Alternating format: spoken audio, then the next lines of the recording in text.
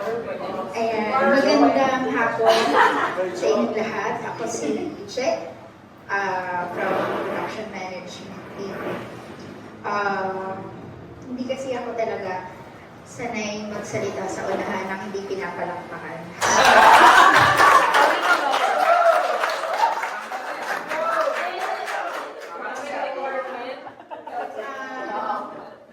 Nakarelate ako dun sa mga kwento nyo.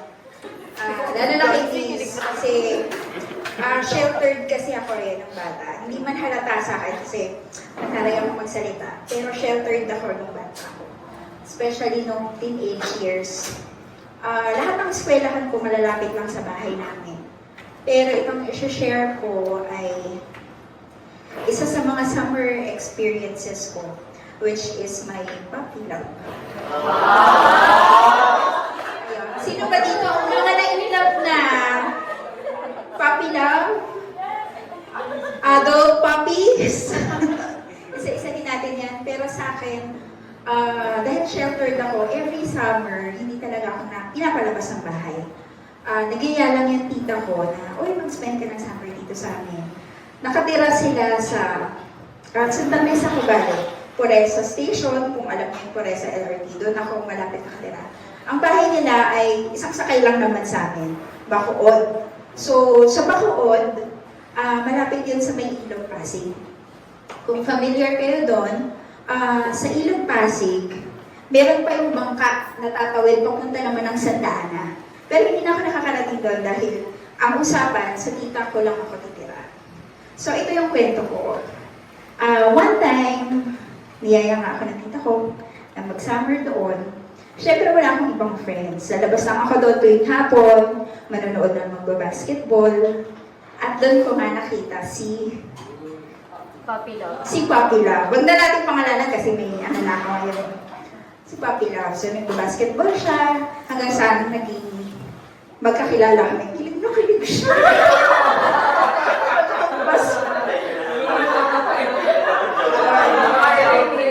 Nakakalig. Tapos si Puppy Love, inanong niya yung pangalan ko. So, hi, Che. What's your name? Ganun pa yung mga uso dati, wala pang text messages masyado. Kung meron man, siya lang yung may cellphone, ako wala. Kasi bawal nga eh. So, hindi kami nagkaroon ng ganong text message. Hanggang tuwing hapon lang sa kanila. So, si Puppy Love ay basketball player at nanonood ako ng liga. Diba pag sa mga balabarangay, merong liga dyan eh. So, ako ay isa sa mga taga-sigaw at hindi ko naman alam at naiintindihan kung ano yung basketball game. And then one time, lumapit siya sa akin. Sabi nga niya sa akin na, tara, stroll tayo. So yung stroll namin. Ang landi mo, Che! Stroll, lakad lang yun. Wala akong nangyayari. So lakad kami ganyan. Doon sa tabing ilog. Maraming halaman doon, mga bulaklak. At kung hindi nyo alam, nung time na yon medyo malinis pa yung ilog. May mga nanghuli pa ng tilapia doon. So, every afternoon, yun yung inaabangan ko. Yung stroll. Tapos, naging mag-MU kami. Binigyan niya ako ng promise ring. Sabi ko, ganyan, bawal ko kasi talaga ako ng boyfriend. May 18 siguro. And that time, 16 ako. So, hindi pa pwede. Sabi, sige, bigyan kita ng promise ring. Tapos, dun sa ilog na yun, habang sinusuot ko yung singsing, umulan. Kaya pag may nagtatanong sa akin na, anong memory mo ng umuulan? Hindi ako makasagot. Kasi, di ba? Di ba? Kasi yun yung memories ko na sinusuot ko yung singsing at doon din ko naranasan yung first kiss ko.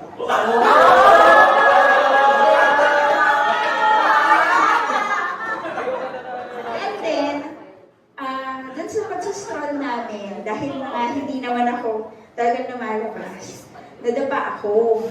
So, hinawakan niya akong ganyan. Tapos, hinatid niya ako sa bahay. Nakita ng tita ko na nagkasugat ako dito sa tuhod. So, nakarating sa mom ko, sabi na, hindi ka lalabas dyan. Dahil dito, hindi ka namin pinalalabas, tapos dyan masusugatan ka lang. So, hindi ako makalabas tuwing hapon. Walang stroll na nangyayari. Siguro mga pinahilom ko yung sugat ko hanggang sa mga 3-4 days, hilom na siya. Pagdating ko doon sa liga, syempre, naglalaro na. May nag-cheer ng mga girls sa kanya. Nakashoot. Naunahan mo ko. So, nag-shoot. Lumapit yung babae. Ano yung mga babae nakakainis talaga? Gumaganyan ng banner, tapos lumapit, tapos hinalikan siya. Tapos galit na galit ako, kasi parang araw lang yung nawala, 3 days, 4 days, tapos may ganun na. Nagalit ako, umalis ako talagang doon sa mismong ilog. Kung saan kami nag-stroll, doon ako umiyak. The first time na nangyari sa akin. Kasi doon ko lang naranasan na mahalik ka, na may mag-care sa'yo, tapos biglang may iba palang babae. Sa sobrang galit ko, kinuha ko yung promise ring. Tinapon ko siya sa ilog. Iyak na ako ng iyak, tapos umulan ulit siya. Kaya ngayon, mixed emotions pag may ulan. Kaya hindi kita masagot, ay na. Parang tinatanong ako, anong pakiramdam pag umulan? Tapos nakatahimik lang ako kasi may bittersweet memory sa akin ng ulan. And then, natapos yung summer, hindi na ako ulit na bumalik doon. Hanggang sabi ko sa sarili ko, one time, babalik ako sa lugar na to, healed na ako. Hindi na ako masasaktan, magiging strong na ako. So, after some time, mga 6 years, talagang graduate ako ng college. Tapos, nung time na yun, huwag niyo nang tanongin kung anong taon, nire-rehabilitate yung Ilog Pasig. Pero nandun pa rin yung mga namimingwit ng tilapia. Tapos nandun lang ako, nakupo ako, nagre-reminisce. Sabi sa akin ng isang kuya, "Teka, gusto mo ng tilapia?" Sige kuya, sa'yo na lang. Hindi, marami ko kuha isa. Sing-sing sa loob. May sing-sing sa bituka yung pirapia. Hindi pa ako nakauwi, hindi ko pa nabuksan. So, nung kinuha ko, at inuwi ko sa amin sa Santa Mesa, pagbukas ko nung tilapia, lo and behold, ang nasa loob ng tilapia ay... Hindi. Siyempre, bituka.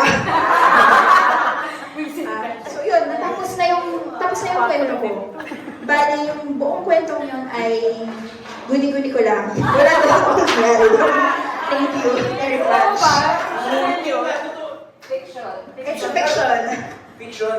Hindi totoo nangyari. Walang papilab, walang ilog, walang ano. So yun, thank you very much for listening. Pakalamat ng Ilog Pasig eh. Alam ko na sa WhatsApp. Very good, Che. I said, question, I just want to know. Che, nagsulat